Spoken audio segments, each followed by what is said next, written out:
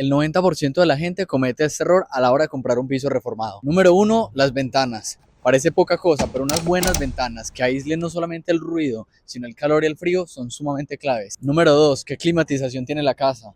Para los que vivimos en España sabemos que los veranos pueden ser bastante fuertes. Entonces, por ejemplo, un aire por conducto o una aerotermia es mucho más premium que, por ejemplo, un simple split.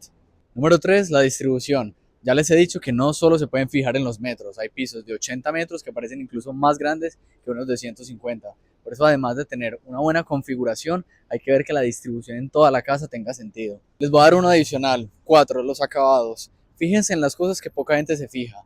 Rodapiés, grifería, el interior de los armarios, cómo se encuentran los materiales. Acá es donde realmente se ve quiénes hicieron una reforma para vender rápido y quiénes hicieron algo estudiado. Una reforma bonita llama la atención, pero una reforma bien hecha es lo que perdura durante los años.